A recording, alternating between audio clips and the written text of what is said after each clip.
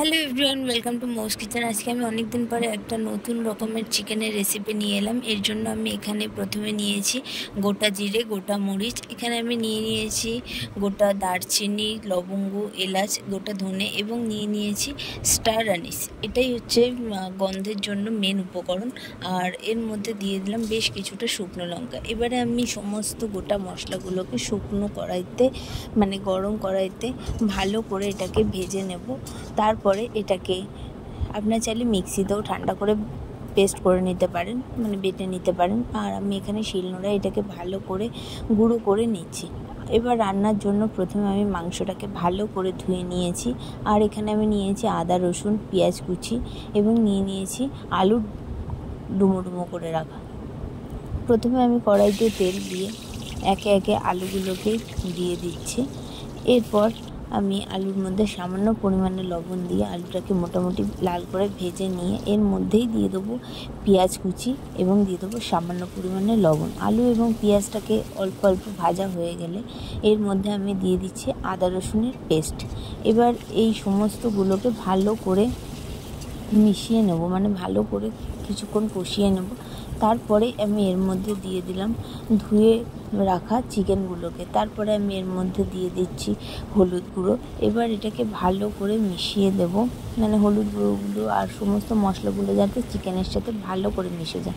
এবার আমি আগে থেকে গুঁড়ো করে রাখা ভাজা মশলাটাকে বেশ কিছুটা পরিমাণে দিয়ে দেবো, সামান্যটা রেখে ম্যাক্সিমামটাই এই সময় দিয়ে দেবো। এবার মশলাটাকে ভালো করে মাংস, আলু সব কিছুর সাথে মিশিয়ে নিয়ে এর মধ্যে আমি দিয়ে দিচ্ছি সামান্য পরিমাণে টমেটো সস। এটা আমি একটু জলে গুলে নিয়েছিলাম। তোমরা চাইলে ফ্রেশ টমেটো কুচিও ইউজ করতে পারো।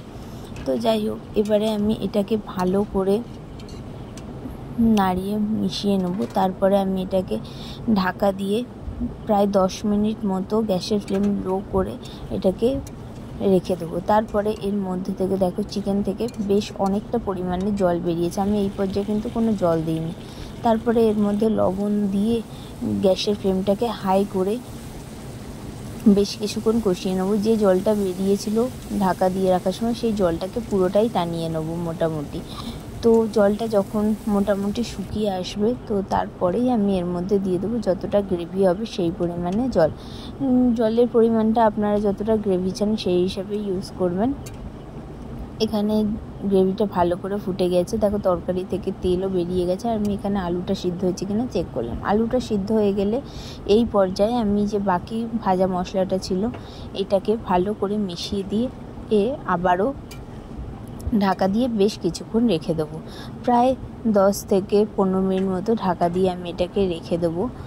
তো ঢাকনা খোলার পরে দেখো গ্রেভিটা একদম রেডি হয়ে গিয়েছে। তোমরাও জানিও এইভাবে তৈরি করে ভাজা মশলা দিয়ে চিকেন খেতে কেমন লাগলো। Thank you.